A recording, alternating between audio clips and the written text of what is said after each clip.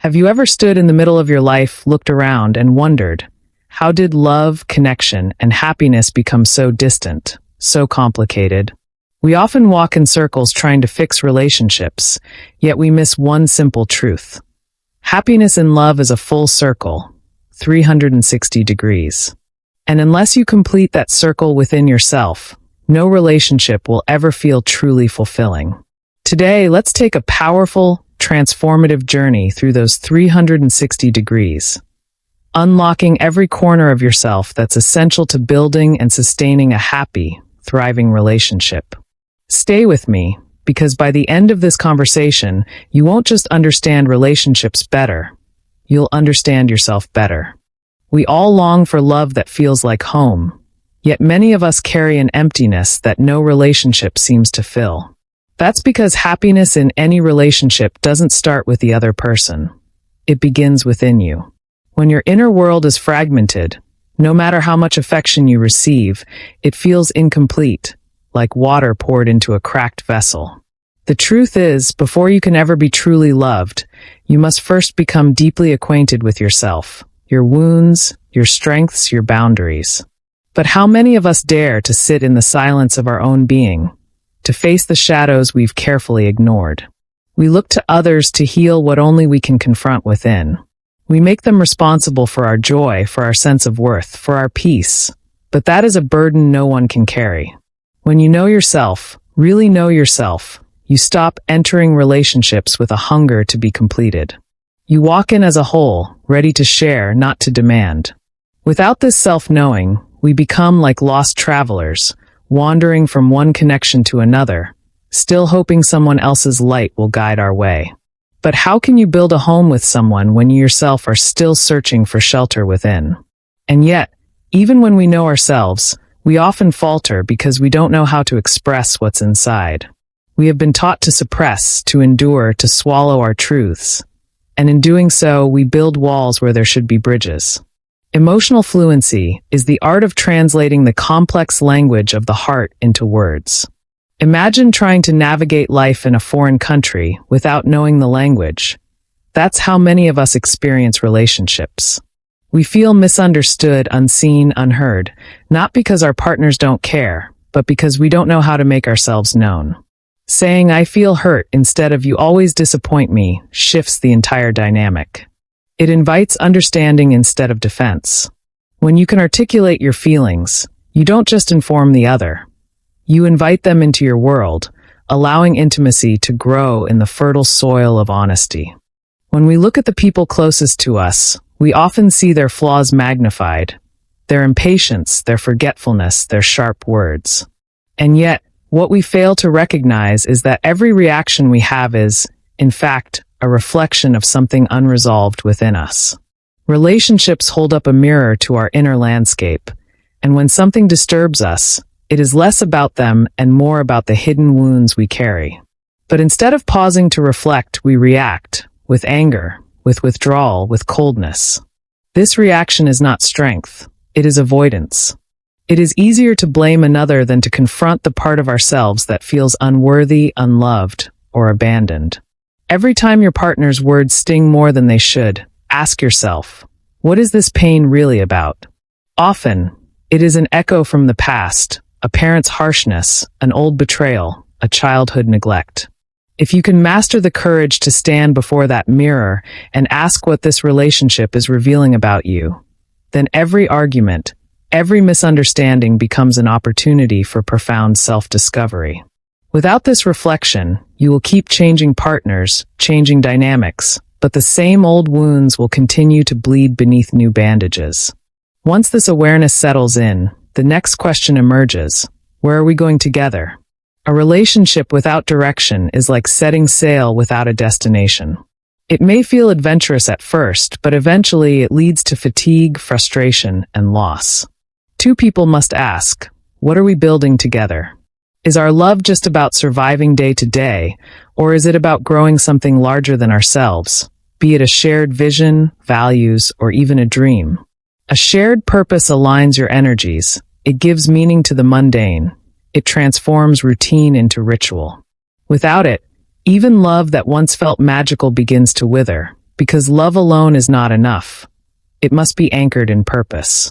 When two people move forward hand in hand with a common mission, the journey becomes sacred, and every challenge faced together feels worthwhile. There is a quiet tragedy in the way many of us love.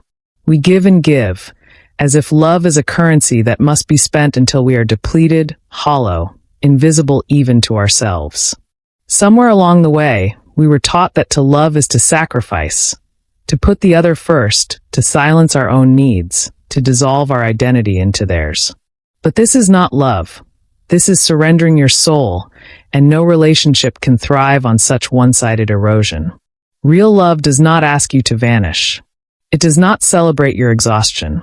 Instead, it flourishes when two complete individuals come together, not because they are empty, but because they are full. Full of life, passions, interests, and self-respect. Giving should come from a place of abundance, where you offer your presence, your care, your affection not to seek validation, but as an overflow of your own completeness. If you lose yourself in love, what will be left to offer? A healthy relationship is not about sacrifice, it is about sharing space, energy, and dreams without diminishing who you are. Loving another should feel like opening a window to fresh air, not like living in a room slowly losing its oxygen. Yet, no amount of giving will sustain a relationship if there is no emotional safety. Emotional safety is the invisible shelter where love rests. It is not just about avoiding hurtful words or actions. It is about knowing that your vulnerabilities are safe here, that your fears will not be mocked, your weaknesses not weaponized. In such a space, you can be raw, imperfect, and still feel seen and valued. Without this shelter, even the most passionate love becomes exhausting because you're always performing, guarding, bracing for impact. Safety allows you to breathe fully in another's presence, to speak without censorship, to exist without fear of rejection. It is the silent promise that says, no matter how messy, how flawed you feel, you are still worthy of love here. We all stumble, we all injure and are injured, knowingly or unknowingly, in the dance of relationships. Yet, how many of us know the grace of forgiveness? Most of us carry a ledger in our hearts, recording every slight, every word that cut too deep, every absence that went unexplained. This accumulation of pain becomes a burden we drag from one day to the next, poisoning the very soil in which love tries to grow. Forgiveness is not a favor to the other person. It is a liberation of your own soul.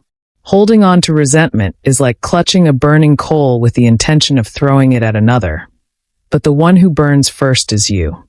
Forgiveness is not forgetfulness, nor is it permission to repeat harm. It is the conscious decision to say, I will not let this pain define me. I choose peace over punishment. It is an inner cleansing, a returning to yourself, lighter and less bitter. And remember, forgiveness is a circle. You must also step inside it for yourself. Forgive yourself for the ways you showed up when you didn't know better, for the times you accepted less than you deserved, for the walls you built thinking they would protect you, when they only kept love out. But even forgiveness is not the final destination. The circle completes only with growth. A relationship that does not evolve becomes a mausoleum of memories, a place where only echoes live. Growth is the breath of a living relationship. It demands that we keep learning, not just about the other, but about ourselves. Are we becoming better listeners? Are we shedding old patterns of ego and control? Growth means risking discomfort, because without it, we stagnate, shrink, and silently drift apart. Personal evolution is not selfishness. It is a gift to the relationship, because when you grow, you offer new dimensions of yourself. Love must travel. It cannot remain where it began. It must climb new peaks, discover new terrains, or it will wither from the dryness of monotony. Growth keeps the heart young, the connection fresh, and the relationship alive with possibility. So this is your 360 degrees, a full, powerful circle of self-awareness, emotional fluency, reflection, shared purpose, healthy giving, emotional safety, forgiveness, and growth. Which of these degrees are you still missing? Drop your thoughts in the comments. I'd love to hear your reflections. And if this spoke to your soul, don't forget to like this video, Share it with someone who needs this, and subscribe to this channel for more soul-nourishing content. Sparkles, and tell me, what challenges in relationships would you like to explore next? Let's build this conversation together, one insight at a time.